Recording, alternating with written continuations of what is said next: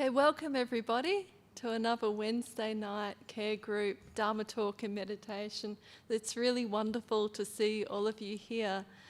My name's Sandra and I'll be looking after the chat tonight, and I'd like to introduce you to tonight's speaker, who needs no introduction really, Dennis Sheppard, who's former president of the Buddhist Society of WA.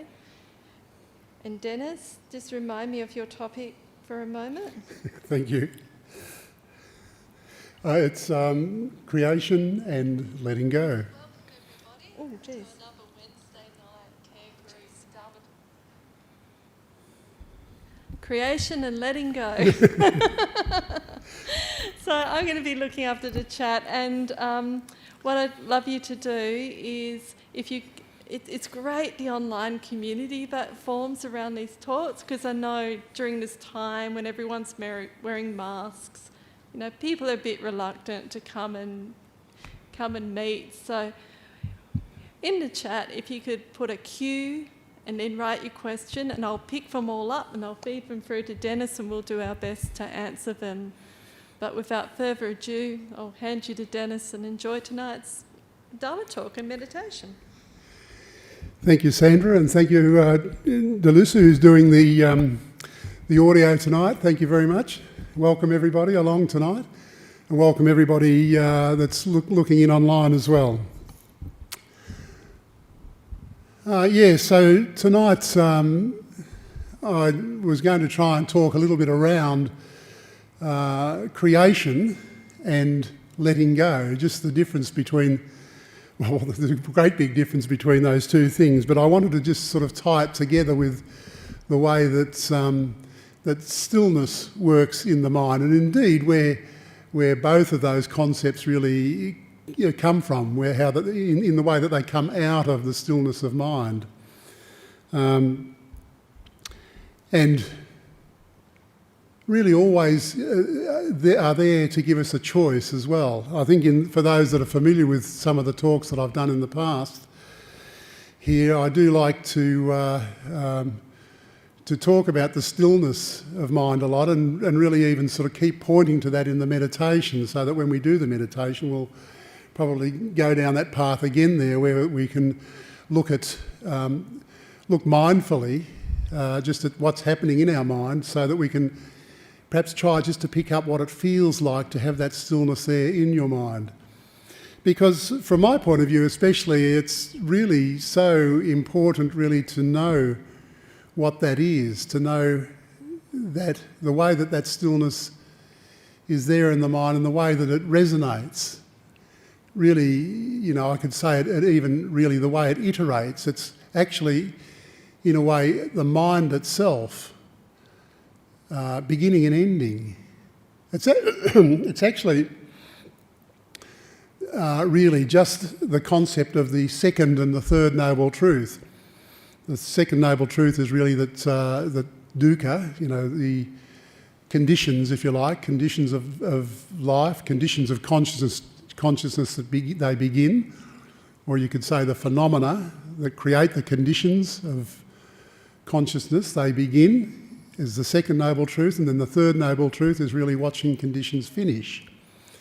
And of course, when we're looking at those two, the two concepts there in the Four Noble Truths, the second and the third noble truth that they are, that I'm talking about there, when we're looking at those two things, we can look at those with many scales of the way phenomena is conditioned in our mind, because we can have scales that are very small, just scales that are as small as really initially small as the consciousness itself, the consciousness that actually builds the mind. That's still consciousness, that's what that is, that stillness of the mind. And when you kind of see that, when you finally twig on to what that is in the mind, and you can sort of see the way that it resonates there, and it gives you that experience of the resonance, you can start to see how it does iterate. It begins and it ends. It is the second and the third noble truth working. at that very, very small scale, that very small scale of just pure consciousness itself. But then, of course, the scales of consciousness sort of build up a lot from there, where, right through from all of the evolution that we've had in life, right through all the systems that are there in the universe, all the systems that go to make up our body, the condition of the human condition that we are, and also all the animals and the plants and the flowers and the planets and all of that. They've all got their own little systems that sort of work, and we all sort of piggyback on to each other to borrow those systems, the way that the elements are built up in the universe. From the very first start of the Big Bang, if you like, when there was really nothing there at all. But then just the initial very simple atoms that sort of build on top of one another to build bigger atoms and so on, and gradually building up, and then the evolution that comes right through all of that is the systems that are there. And they all have scales that if you sort of want to break them down, if you want to sort of look at it that way, you can sort of break them down and see the little systems that, just the way that maybe compounds of elements might work. And then the way compounds come together to build up other systems, right through to, when we're looking here at our body, and certainly when we're looking at our body during the meditation, we can look at the systems that are working inside our own body, the pulmonary system, the respiratory system, the endocrine system, all of these different things that have built up with evolution over the time that are all there working. They're all kind of locked in systems locked into one another, working and moving around, the same as everything that when we look out and see all of this. This is really what we call the phenomena of mind. And the Buddha talked about that as being a very important thing to look at and understand in the four foundations of mindfulness that he talked about. He did certainly talk about the first foundation of mindfulness being, mindfulness of body, so just knowing the body. So that's really what I'm talking about here, just knowing how all of that, not that we need to know, in a medical way or anything like that, but just to have an indication of what that is, so that we're not just sort of lost in the overall flow of what we're doing. We're starting to go back and sort of look at things, sort of being able to sort of break things back so that we can sort of see how it is built up, and just to start to see the where the essence of what it is, where the essence of Dennis is, indeed. Just looking to see where that is, because as we all know, those that have studied Buddhism, there isn't any essence that really at all there. All these things tend to build up and have a life of their own. But anyway, the first foundation of mindfulness is mindfulness of body, and then mindfulness of feelings is the second foundation.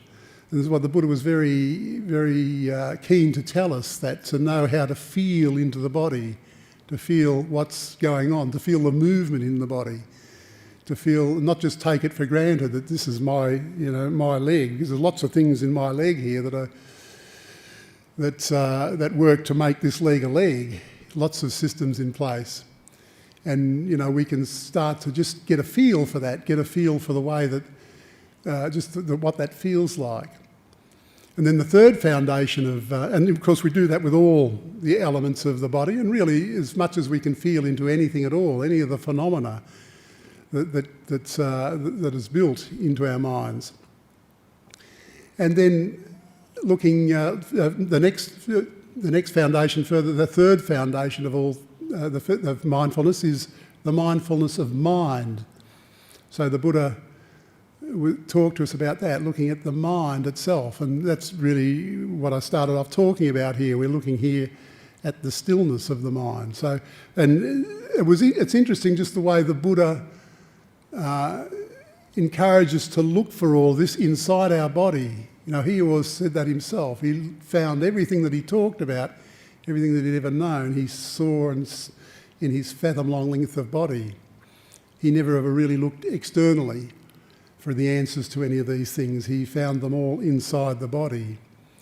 But we'll talk about that perhaps a little bit more as we go on, because as I'm sort of talking here, you'll start to sort of see that the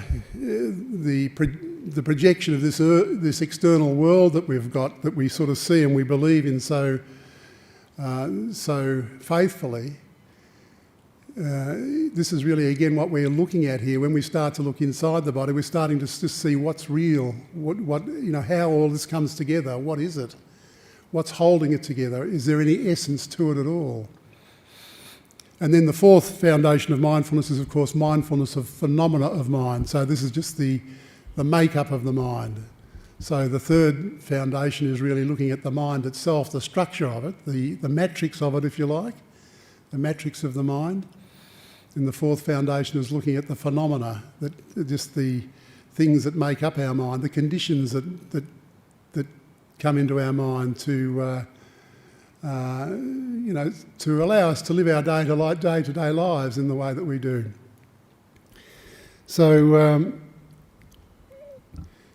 it's really very interesting to start to see things in this way when we start to investigate ourselves in this way. Investigation too is, of course, one of the foundations of, or the factors of enlightenment indeed.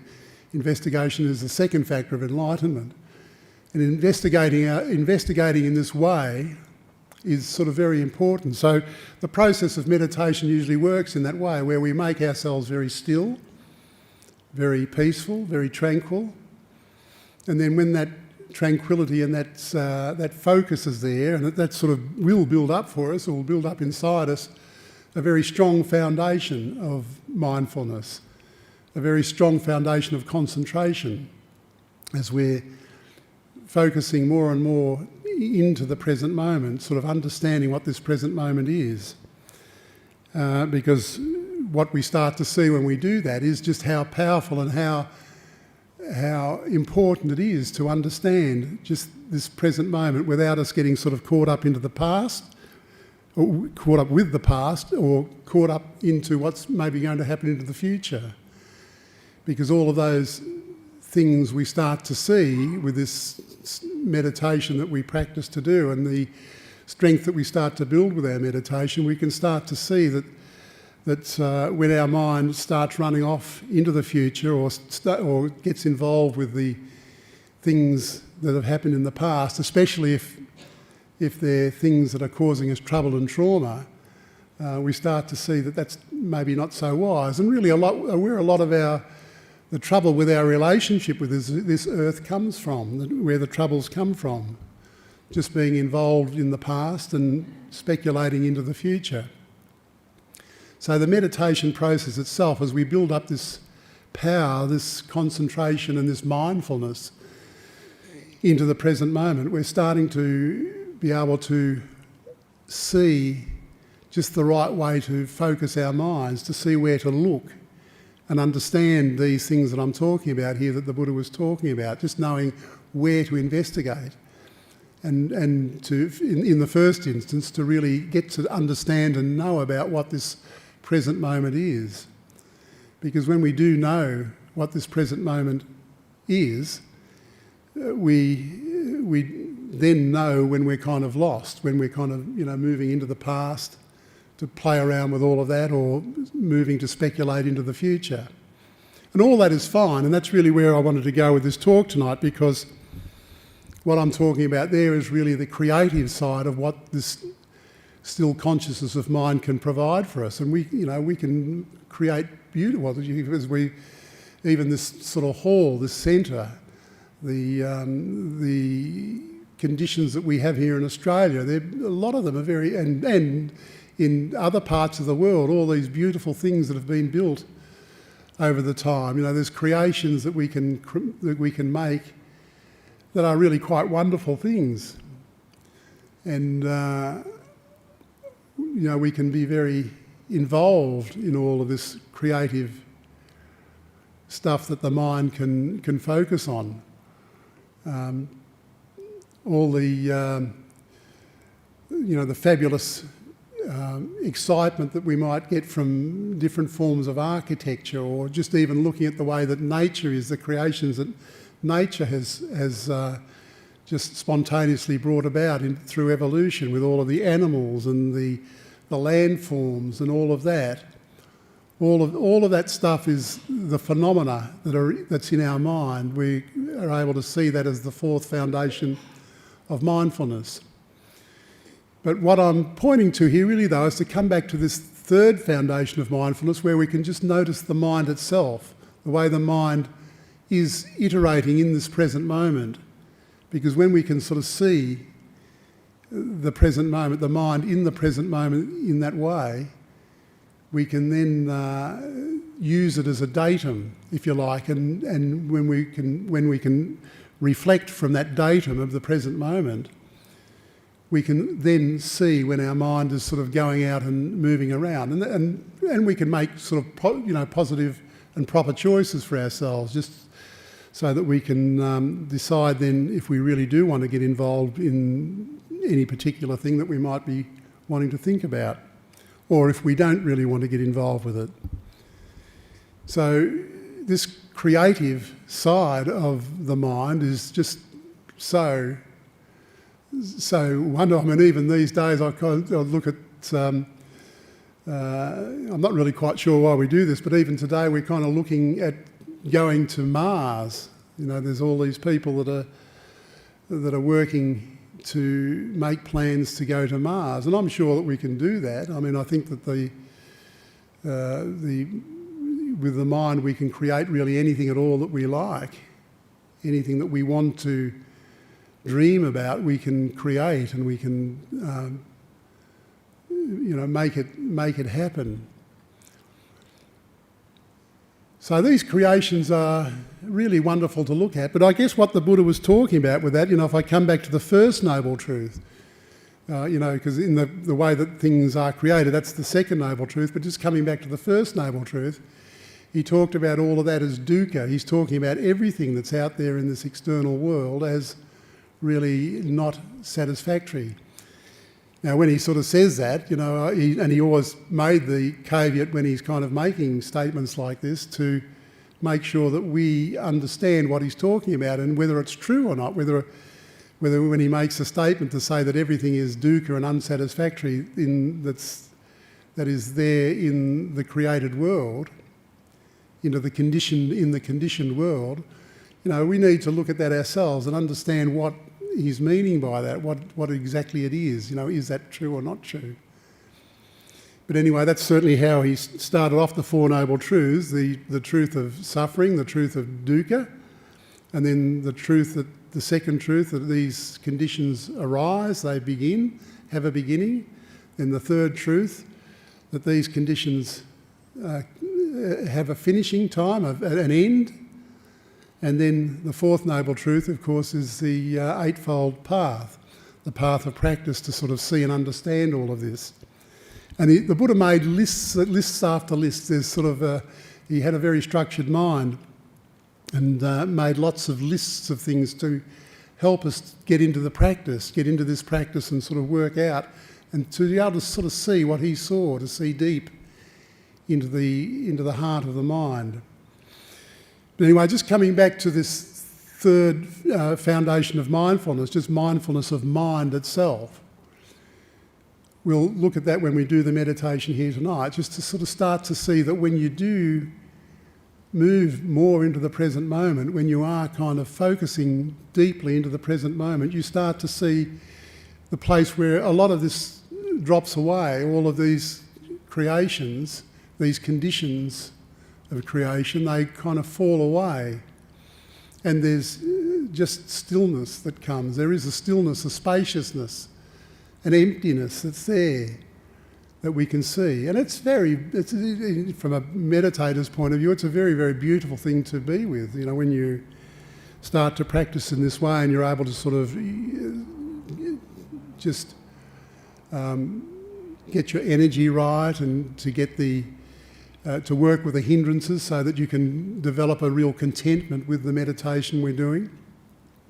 When all of that starts to happen for you, you can really start to see the beauty of just being in the present moment, just to understand the reality that's there. Because as you're getting closer and closer into this stillness, you can see that this stillness is really where all of the creations are coming from.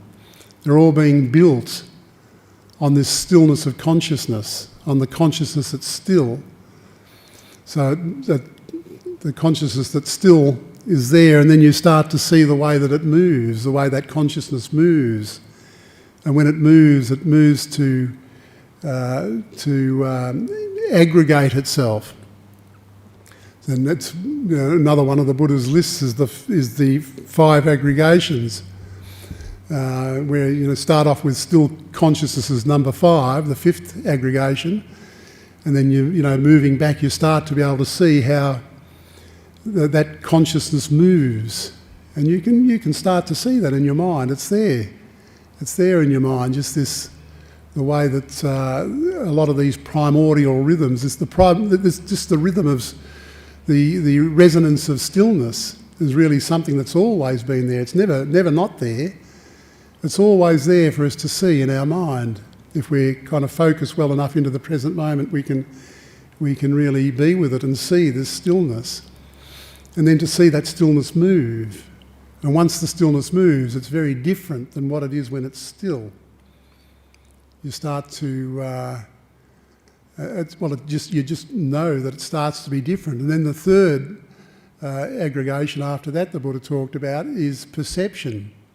So when you see something that's moving, there's usually a perception that develops about it, and this is how we're building up the ideas and the creations in our mind from there. And then once the perception's there, then there's always, because perception is usually more a mental or a head thing, more an intellectual process that's going on for us. But coming back the other way, the second aggregation is feeling. Now this is really, really starting to mesh and gel with the foundations of mindfulness, because that's got feeling in there too, as the mindfulness of feeling. But if we can start to feel, and this is what the Buddha was doing, he was able to feel these things in his body, to be able to feel the way that these perceptions are, the way they do, the way that they interact with you, the way that they sort of sit inside your body, to feel that. And then once that process is felt, well then the whole thing transforms into what the Buddha called rupa, which is a Pali word that just really means material form. So that's really where our bodies and the world start to manifest. Now, for us, when they manifest, we all kind of see this external world, and it looks fairly real. It looks like it's out there. It's out there beyond us. But is that really true? Is it out there? The Buddha said that it wasn't. The Buddha talked about the mind creating all of this. So can we see that? When we investigate into our mind, can we start to see the way these aggregations are working? Can we start to see the way that those aggregations are manifesting and then projecting this world so that it's outside in the way that it is? I mean, I'm not sort of saying this to ask you to believe in it, really. It's just the way that the Buddha asked or taught us to practice, to be able to sort of look into our mind just to see where reality really is. And his teaching always did seem to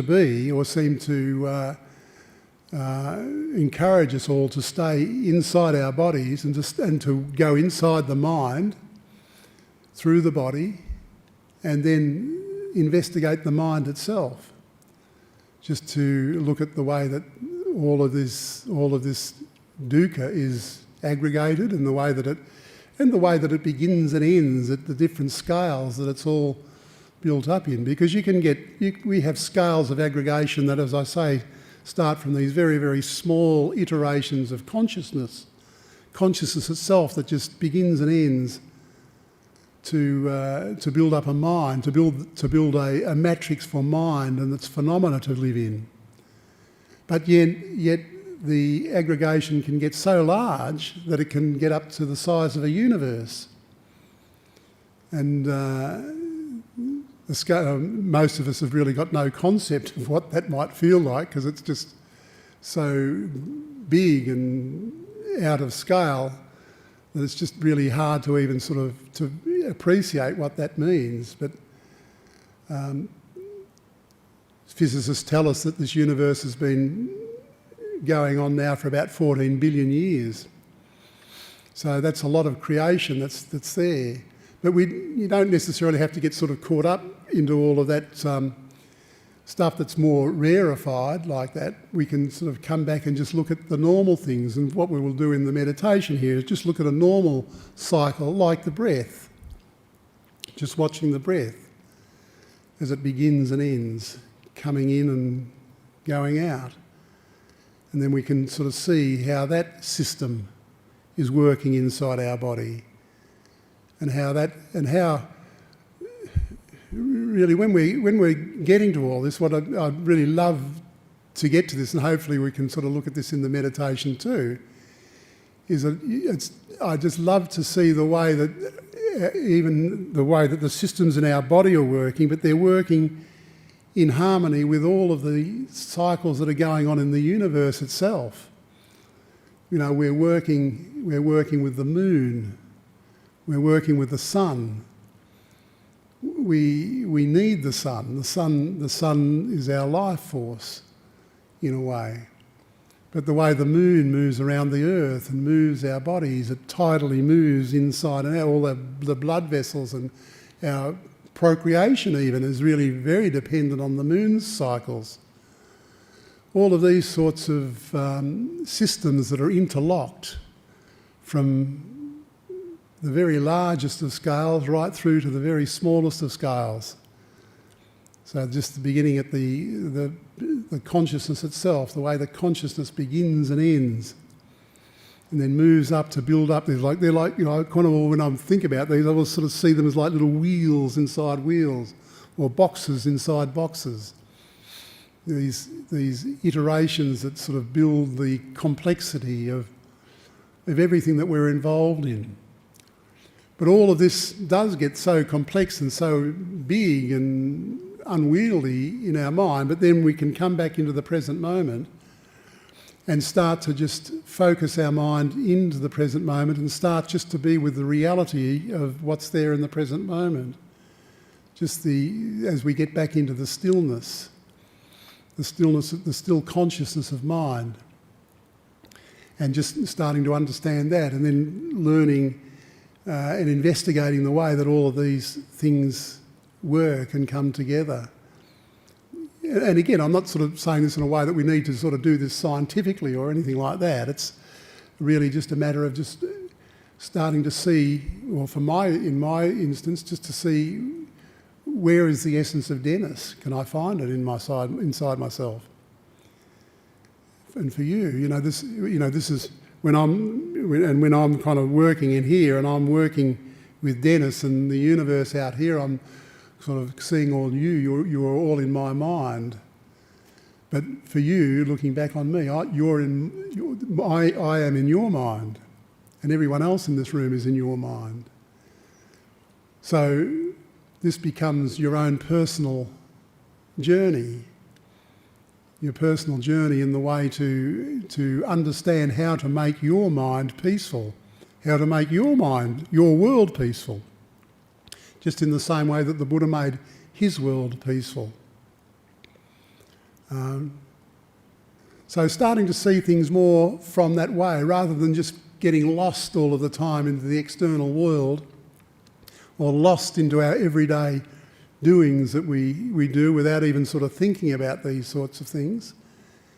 the Buddha encouraged us to sort of go on this spiritual journey, to learn this meditation process of making our mind very sharp and still, making our mind very focused and clear. Because that's what happens as you start to just stop the external chatter, stopping the external thoughts that are coming in. We're just focusing then onto the present moment, and your mind becomes very powerful, becomes a very useful thing to have. It's a useful tool then. We can use the mind to really investigate all of this phenomena of mind, and then to investigate the mind itself, and investigate all of these conditions that are there inside the mind, the phenomena that is there. And this is what he encourages to do in the 4 foundations of mindfulness. So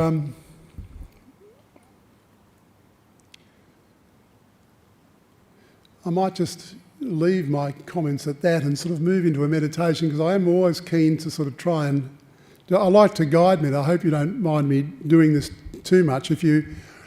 You've always got the choice when I'm doing this, if the talk that I'm speaking over, the stillness of your mind is too troublesome, or just too troublesome for you, well, just ignore the... In fact, that's the best way to listen to the guidance anyway, is just not to take any notice of it, really. Just to let it be there in your mind, and let your mind become peaceful. But I would like to guide you just a little bit, certainly in the start anyway, just to allow yourselves to stay focused, at least with the present moment, so that we can sort of go a little deeper and perhaps a little bit more close to just seeing just what this stillness is. And then for you, once you can sort of see and understand what that stillness is, it's for you to take that away and cultivate it and amplify it, really, so that it's there for you all of the time, because this stillness can do that. So, if you'd like to just make yourself nice and peaceful, just take a posture that you'd like. Sitting on the chair is fine, or on the floor. So always good to have a nice relaxed body. So just making sure that everything is in the right place, and so that you're not going to wriggle around too much. It's always best if you can stay still for the meditation, because if you can stay still, well, then the mind will certainly get more still as well. And the more still the mind becomes, the more clarity you will have, the more clarity you can build into your mind. So this is a 2-step process here. We're actually building tranquility on one side of the equation. This is samatha meditation. And then on the other side, we're also building insight or wisdom, vipassana. So we're using the tranquility and the stillness to make the mind very clear, and then the insight to sort of see deeper into some of these questions. And this is where I would like to just guide you a little bit, maybe just to see what we can see. So now the back's nice and straight, closing your eyes, head pointing to the ceiling. Always nice just to have your hands loosely held, I think, just with your thumbs just touching.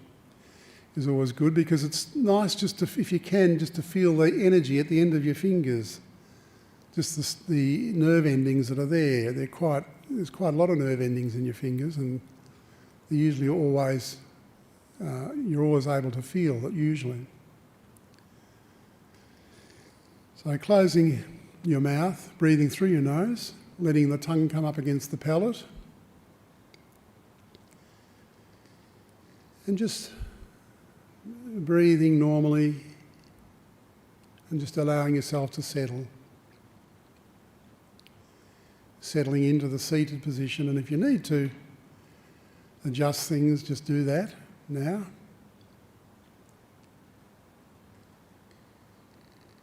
And we are moving into this first satipatthana, which is mindfulness of the body.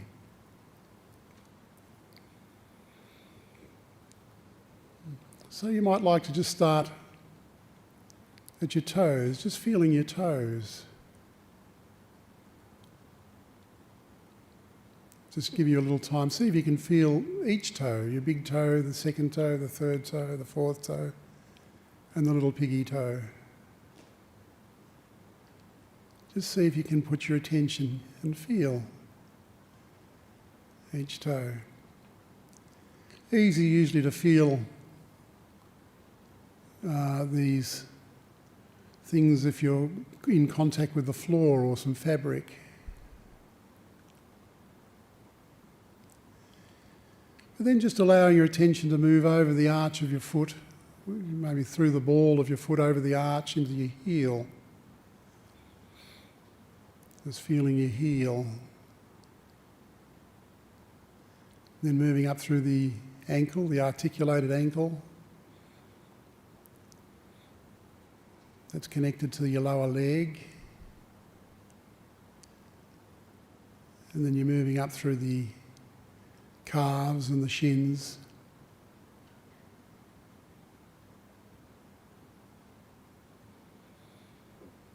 Moving past the knees. And just feeling the way that the knees are bent.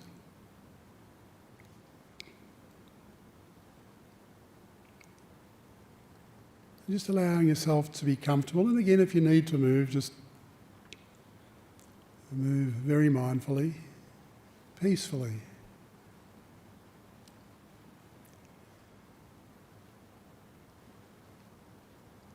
Then moving up into the thighs, those big thigh muscles. Then through into your bottom. Just feeling the pressure that's there, the pressure on your seat, however you are sitting.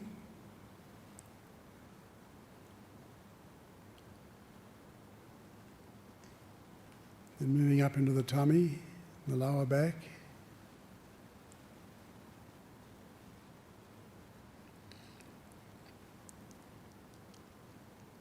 Just feeling anything that you can that's inside the tummy, any little rumbles or gurgles or movements, rhythms that are there in your intestines, and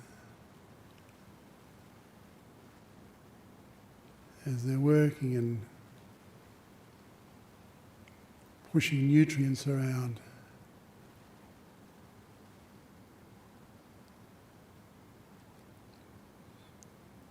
Then moving up into the chest, the upper back, around the chest and all the rhythms that are in there.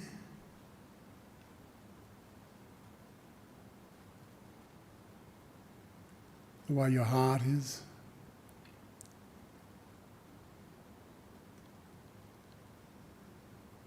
Just the pulses and the way that the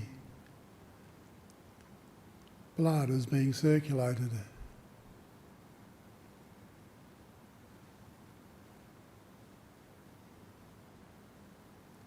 Then through into your back, just round your shoulder blades.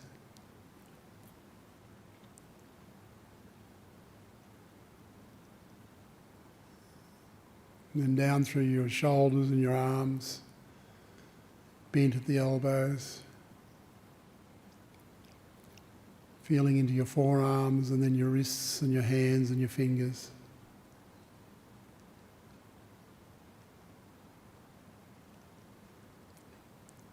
And let's just linger a little bit at the fingers, just feeling the electricity that's there, those little tingles.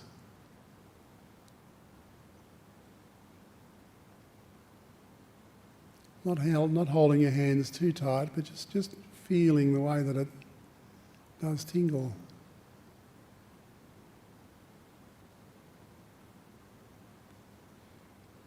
Then I often like to just take a snapshot of that, just that tingling sensation, and then just imagine in your mind's eye just moving that tingling sensation up onto, say, your shoulder or onto your back. And you'll notice that that tingling is there as well. It's really something that's there all over your whole body. The whole body's in movement.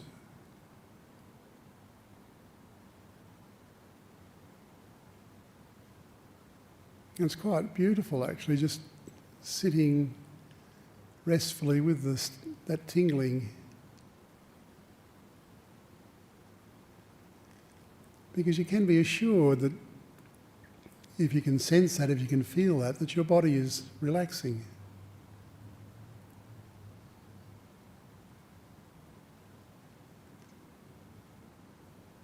This can even get quite powerful. Sometimes the tingling can get so strong that you almost feel like you're lifting off your seat, like you're floating.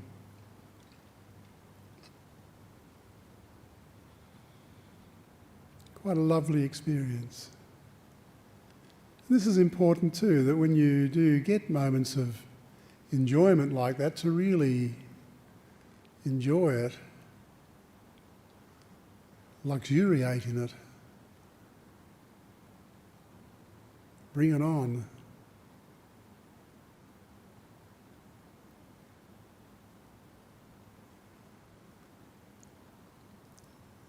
Then moving up through your neck and into your head, the tingling around the top of your head and through your face, around your mouth and your lips.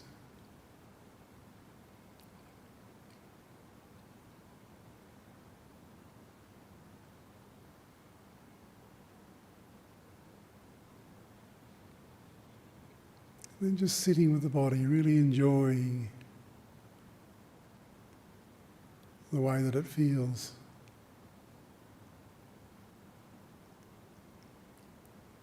And then even bringing in gratitude.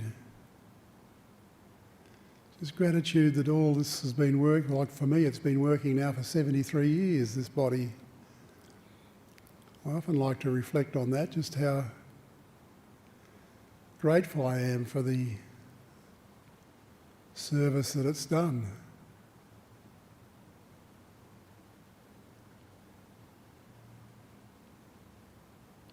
Still very faithfully serving.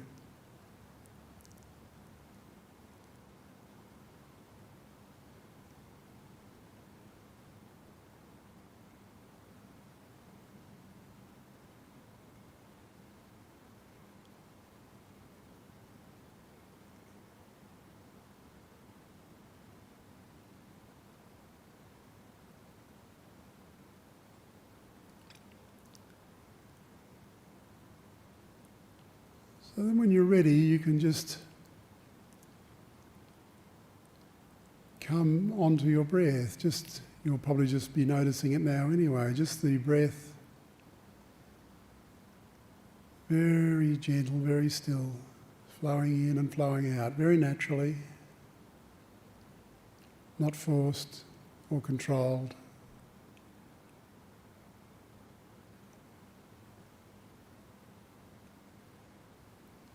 And you might even just request your mind to stand guard at the nose, at the tip of the nose if you like, or really anywhere you like, but the tip of the nose is good. So that you can just monitor and see the breath, just feel the breath as it flows in and then flows out.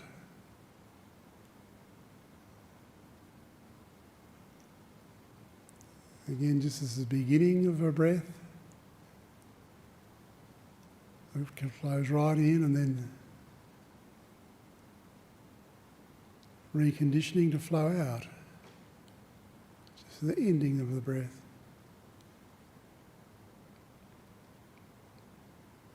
It's the second and the third noble truth, right there for us to see.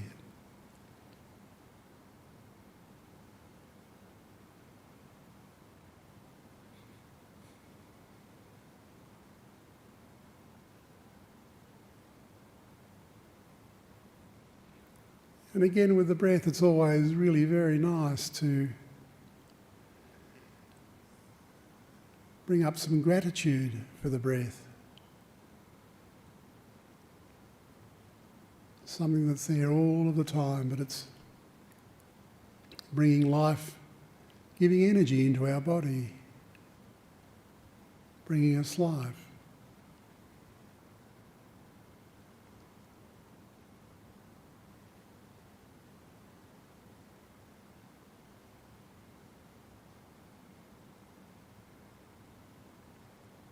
And if you can, even just moving to make this breath as beautiful as you can make it, just to really see the beauty in the way all of this is working.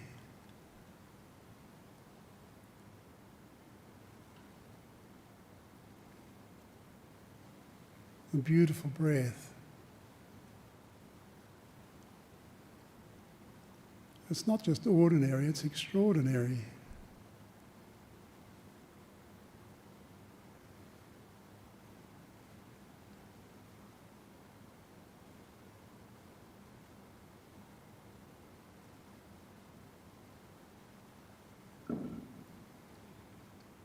You can even bring up the beauty of the way that it's working with the world itself. We're breathing in the oxygen that the trees have expired to give us.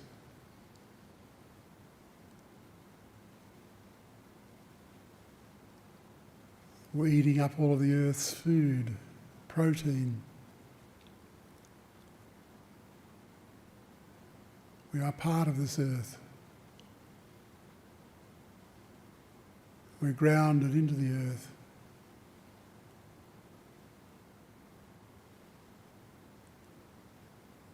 Dependent on the earth.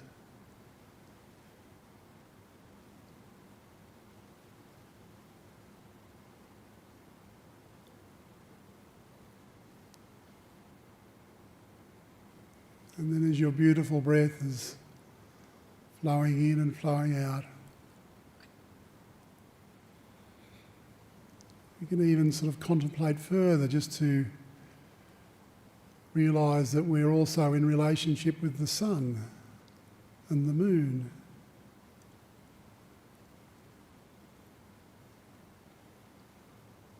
And those bodies are only there because they're in relationship with the other parts of the universe.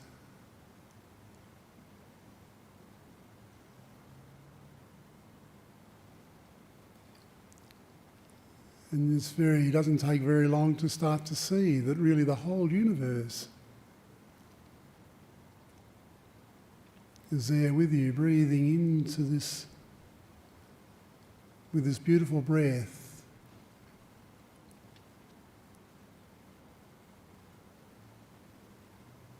To bring this life-giving awareness to you, to me.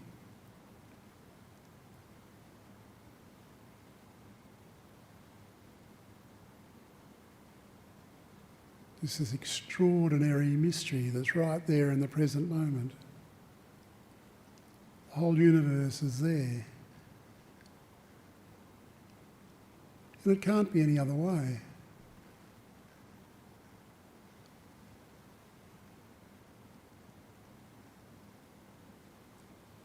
Because just for that beautiful breath to flow in and then to flow out, it's really dependent on the entire universe.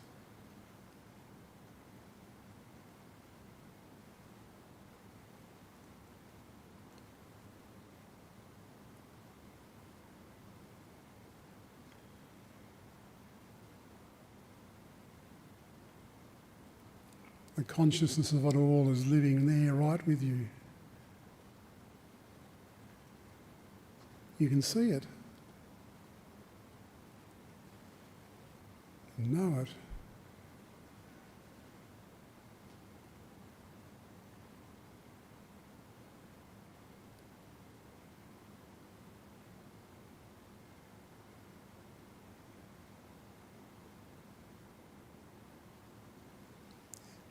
And as you are being involved with the universe,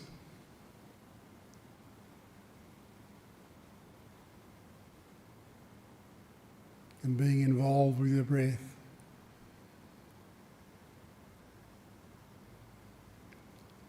you might also start to notice now that the mind's becoming quite still.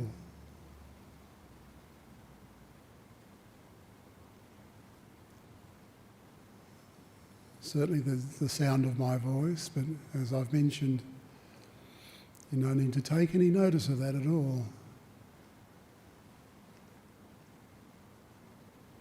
But just notice your breath, just to see if you can notice there's this, or experience the still resonance that's there, the stillness.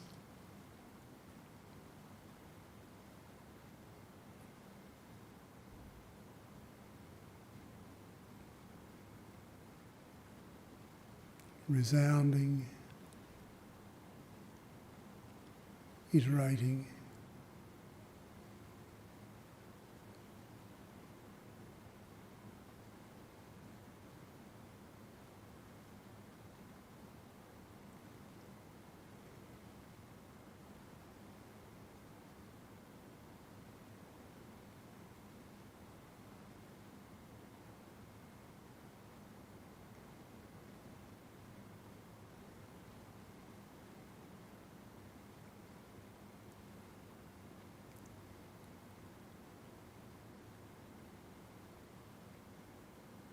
You can start to see that the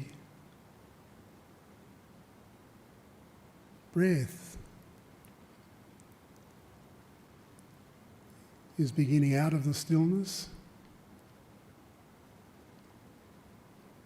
and then when it's ending back into the stillness. There's still consciousness that's right there in the present moment.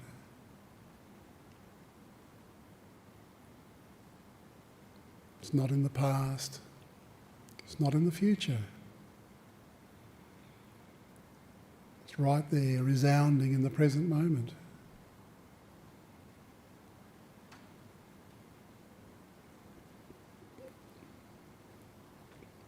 So now you know what it is to be still in the present moment.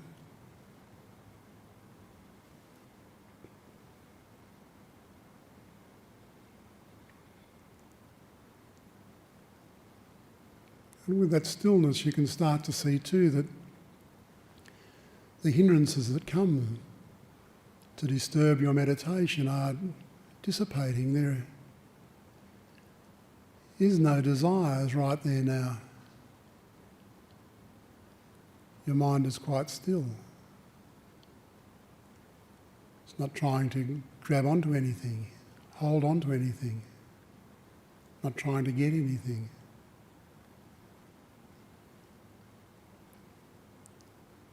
And equally, your mind is not trying to push anything away. It's not trying to be averse.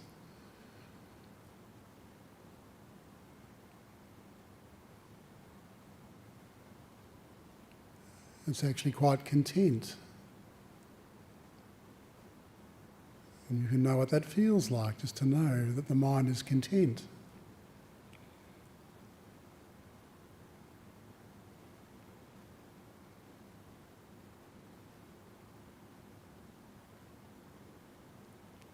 And you can feel too that the energy that's in your body, the energy that's in this room,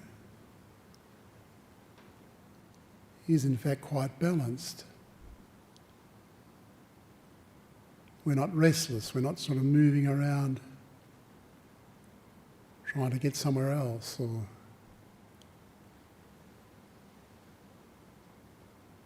trying to move away. And equally, you're not sleeping, you're not tired. You're aware, the energy is right there. Resting with the stillness.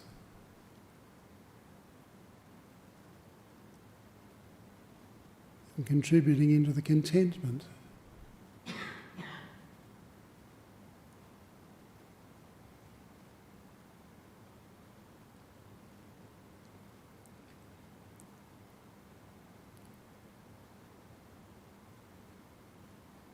And the fifth hindrance is not really a problem either, because the mind is content. Just happy to be with the breath, the beautiful breath.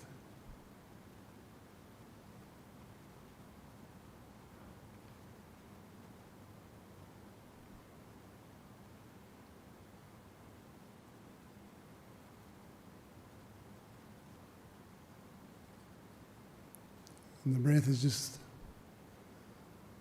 flowing out of the stillness and then moving to flow back into it, to finish, only to start again, to be reborn, a rebirth of your breath in the stillness.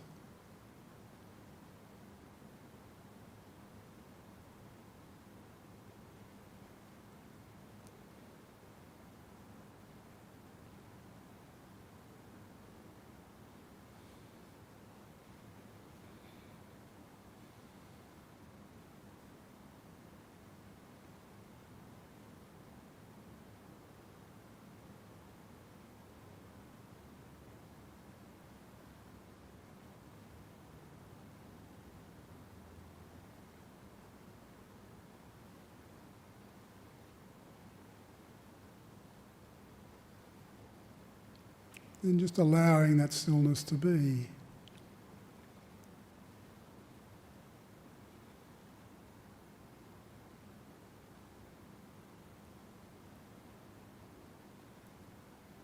Allowing the mind itself, the mind that's been created out of that stillness. Just allowing that to be.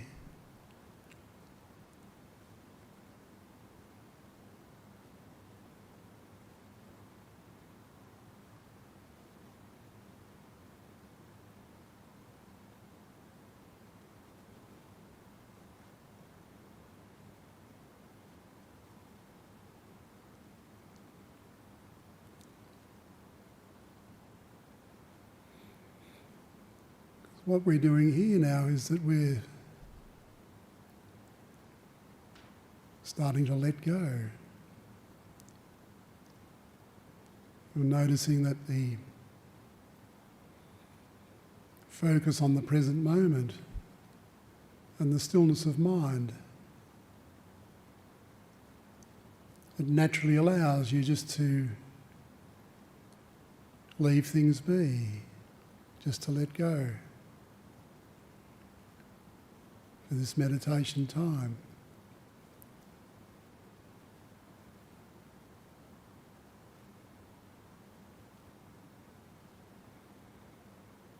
You can feel how the energy builds. It builds into a coherency. It's not scattered, it's focused.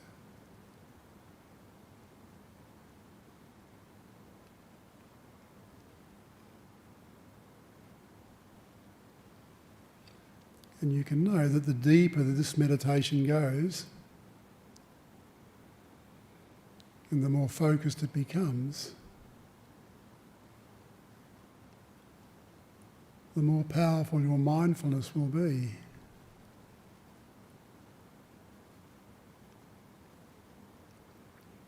Especially when you start to reflect on what's happened in the meditation.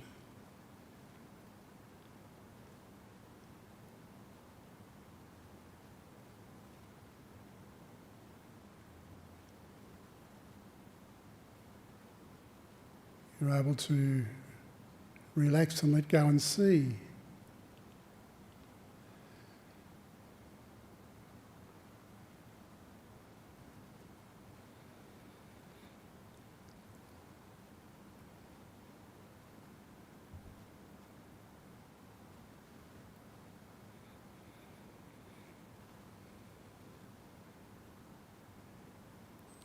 To see just how this meditation is allowing you just to be content in the moment, to know what it's like to have a still mind.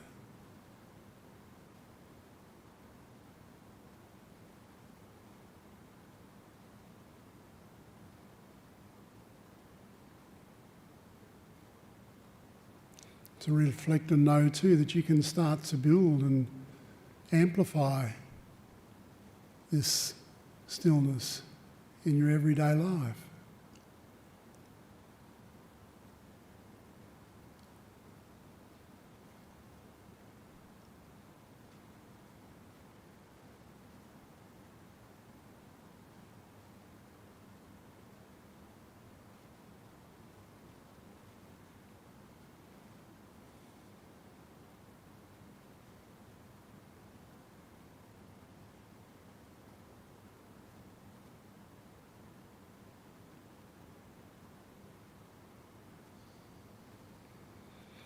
So in a moment I'm going to ring the bell.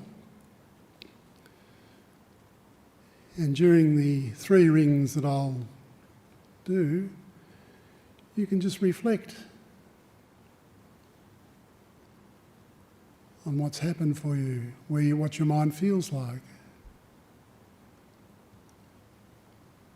what your body feels like.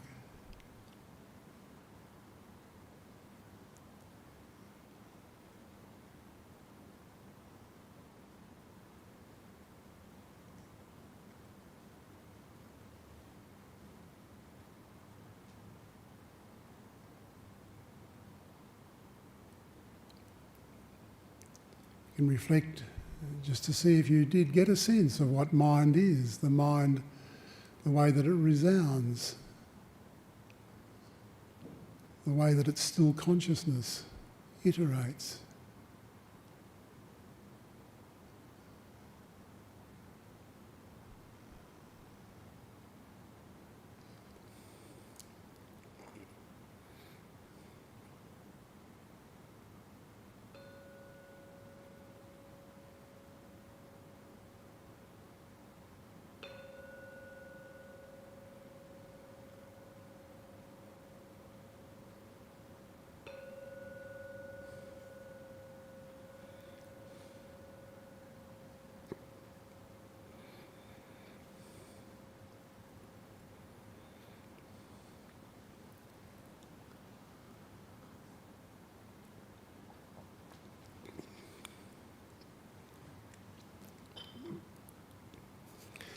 You all felt very quiet, very peaceful.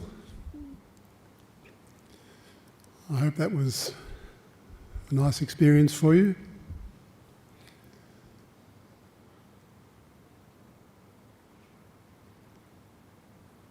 This stillness is it's a very powerful thing actually if you can start to cultivate that and start to amplify it more and more. It's just amazing how it just works in your life every day, even if as long as it's just there, if you're just aware of it all of the time, it's kind of working to take you deeper into the Buddha's truth, or the truth that the Buddha was pointing to. It starts to bring sanity into your life. It kind of works towards balancing passion with dispassion, to being able to bring that balance so that you're not kind of necessarily working out into the extremes of what's happening in the universe, coming back to more peaceful ideas and focused a little bit more on the reality of the present moment and just really where that takes you to in the end. Also, it works on your will. Starts to cut away at your will a bit too, so that you're not so willful. You can be much more comfortable and content without the mind wanting to run off everywhere. And the other thing, of course, it does is it kind of promotes you to want to be really more secluded, I guess. That's really where it's such a great thing for the monks to have the monasteries, and for us too, to be able to go and share and join in with all of that ability to retreat. So, is there any questions? Any questions from the floor first? Yeah, let's take questions from the floor, because on the chat there's just a beautiful compliment to you, Dennis. And I'll read it out to you. Oh, okay. There are lots of love hearts and lots of thanks. But you're testing my eyes. Blessings. Thank you kindly, Dennis, for such wisdom that is spoken directly from your beautiful heart, mind and soul. And I don't know who that's from, but I have a beautiful mandala and they have sent Updean love hearts and thank yous to you. Oh, very nice.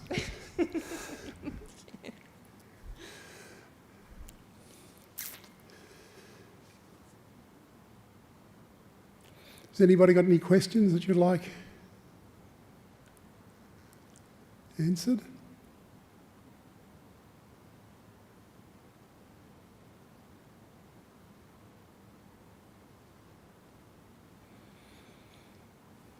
It's certainly a wonderful and beautiful practice, that of Buddhism, isn't it? It's just astonishing for me over the years that I've been practicing. Now I don't know how many years, 40, 50, 40, 45 years maybe. But it's just really astonishing where it can really take you. Just the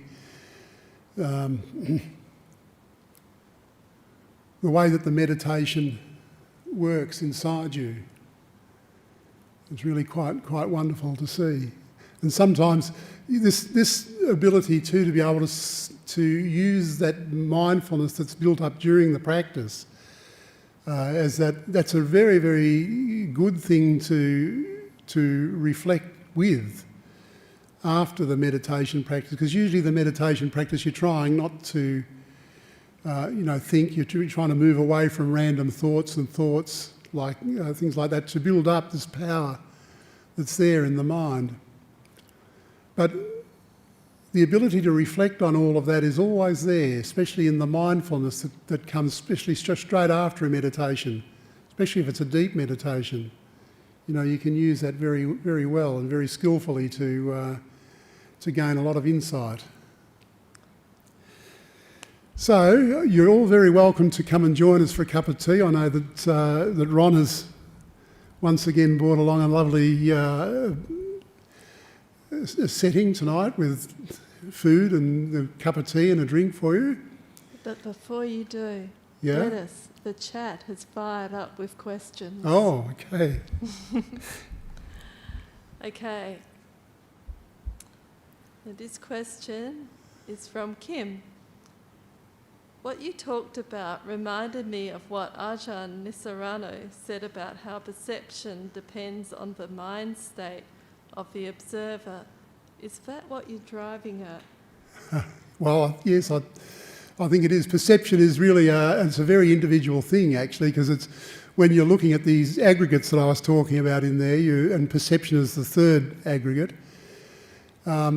It's always a very personal thing, one person's idea. It's, this idea of the feel of the elephant. I don't know, I guess most Buddhists I know have heard of that story, the blind men that were feeling the elephant. Oh, yes, that's a good one. Yeah, wherever you, whatever part you get, whether you get the trunk or you get the tail or you get the leg, or if you get the trunk, it's or the ear. It can be different things to different people, and perception is always like that. And, even I can remember doing a little experiment here one time with our Kalyana Mitta group with perceptions as well, where there's this little, I suppose it's like a little trick where you can sort of have two people sitting behind one another, one touching the person in front's nose, and you and myself kind of working with the nose in front to make it feel like the person behind, that their nose is sort of extended right out to the front. It's a wonderful little thing, and just other things I know that I used to bring along. You can sort of easily trick the mind into thinking that, a hand that's not yours at all, but it is yours. I bought this hand from a dress-up shop, or what do you call them, a fancy dress place. And it's just astonishing that you can quite easily trick someone into thinking that that particular hand there is theirs when you just sort of set up the right way to, for the mind to see it. The perceptions are there they're really tricky. Perceptions are a tricky thing. And that's sort of is exactly what I'm talking about there. Perceptions are different for each one of us. And it's good to know. It's just good to know how that these perceptions are there like that, and then just the way that they then come back into the way that they feel, and then the way that we manifest all of that into the rupa of the universe. Yeah. So you're right there. Okay. Next question. Oh, hang on a tick. Balancing passion with dispassion. Dispassion is a great way to put it. Sometimes, although the dispassion aspect scares me, am I becoming a misfit in this conventional world? Yeah, well, I mean, passion has its place, that's for sure. We can be passionate even about practice, and I guess that's what some people would, accuse you as a Buddha. We're supposed to be sort of letting go and giving up, but yet we're trying to sort of grab onto and hold on to this idea of the practice that we're doing. But there's practice that sort of takes you in a good direction, a practice that takes you towards letting go, a practice that takes you towards understanding and wisdom. But there's also passion, though, that can take you in the opposite directions. I think in talks in the past I've sort of explained it a little bit like with the extremes. When you think of I think of extremes as like a seesaw. And if you get sort of wild extremes, where they're really right out on the end, you're climbing Mount Everest or something like that. That might be a good thing to do if you enjoy that sort of thing, but it's kind of dangerous. There's dangerous extremes like that, and maybe even going to Mars and all of that. But are those sorts of things, what it comes back to in the end, are those sorts of things going to guide you well in your spiritual path, in the way that you practice? Maybe it will. Maybe for some people that's their perception of, and it will maybe serve them well. But usually when you're out on extremes like this, it's kind of hairy and dangerous.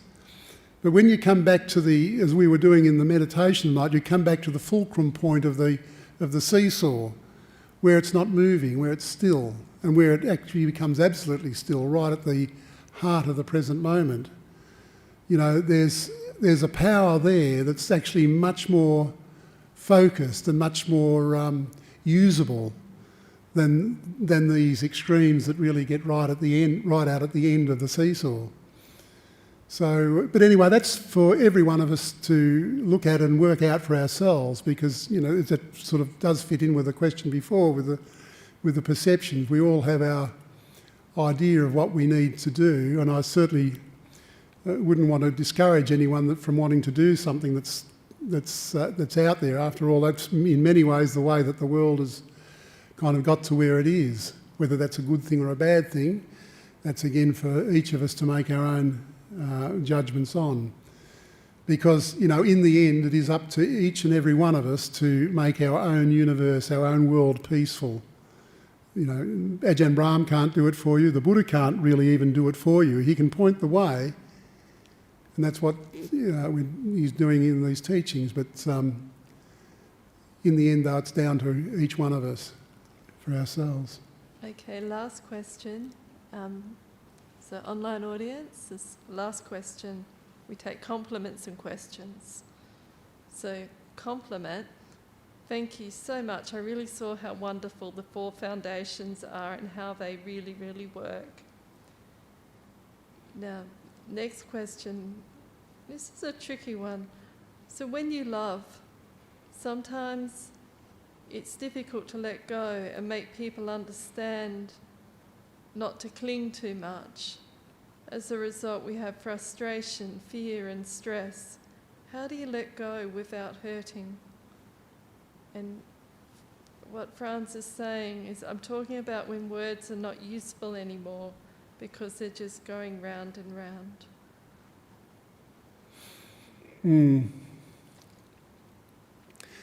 Well, I think in situations like that, you can only really just practice to be as sensitive as you can. And that's really what this practice does too. The other thing that we're doing is we're coming in towards the present moment, or we're becoming peaceful with the present moment. We're also making ourselves sensitive. And it's in that sensitivity that you'll usually find the answer. I don't know that there is anything I could say directly that you should do in a situation like that, because it sounds quite complicated and painful too. But it's usually the way that you can be sensitive to that pain, finding the right time, the right place, and then the right words, or maybe there's not words. Sometimes it's just quietness or no words at all. Perhaps it's even showing in the way of emotions. There's many situations like that where, I think, sometimes you can get it. You get with someone like that, and all you can do is just like I had a neighbour the other day that told me his wife had just divorced him, and he was really he was just so cut. He wasn't expecting it. Wasn't. I think he was a nice man. She's a nice woman too. It's really astonishing sometimes that these things happen. But I mean, I just couldn't stop myself from just, tearing up. The emotion was just, I could feel him. But I know that I didn't need to say anything else because he could see how it was affecting me, and that sensitivity was really. If I had said anything else, I think it would have been overkill, or just too, I would have been hanging out a bit too much. But sometimes it is just like that.